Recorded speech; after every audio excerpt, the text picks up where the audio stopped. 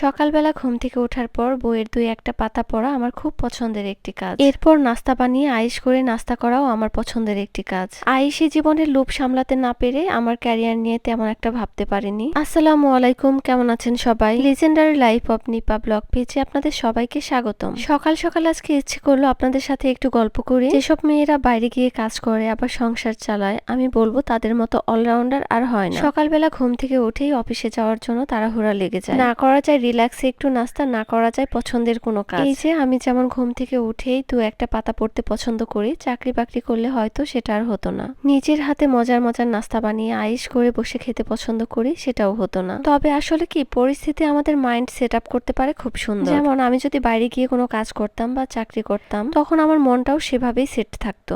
আবার আমি যেহেতু এখন গৃহিণী, সেভাবে আমার মাইন্ডটা সেট হয়ে গিয়েছে। পরিবেশ পরিস্থিতি যদি আমাদের মাইন্ড সেট আপ না করতে পারতো, আমরা কিন্তু যার যার কাজে ভালো লাগা খুঁজে পেতাম না।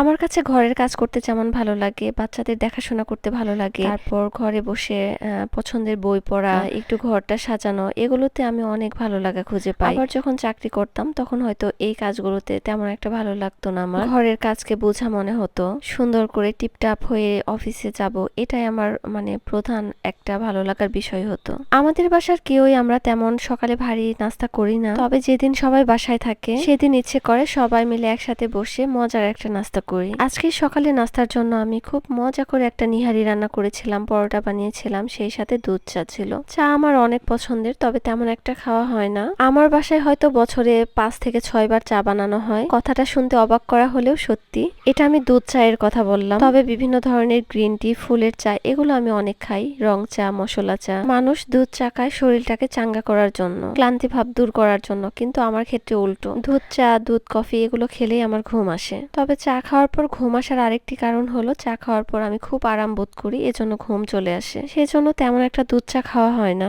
আমি ডাইনিং টেবিলের চেয়ে ফ্লোরে বসে খেতেই পছন্দ করি, সেজন্য সুন্দর করে ফ্লোরে একটা সেট আপ করে নিয়েছি। বেশিরভাগ সময় আমার হাজবেন্ডের সাথে, আমার বাচ্চাদের সাথে যখন আমি খাবার খাই, ফ্লোরে বসেই খাই। আমার কাছে মনে হয় যেসব মেয়েরা সুন্দর করে সংসার করতে পছন্দ করে, তাদের কারো কাছে চাকরি করা তেমন একটা ভালো লাগে না।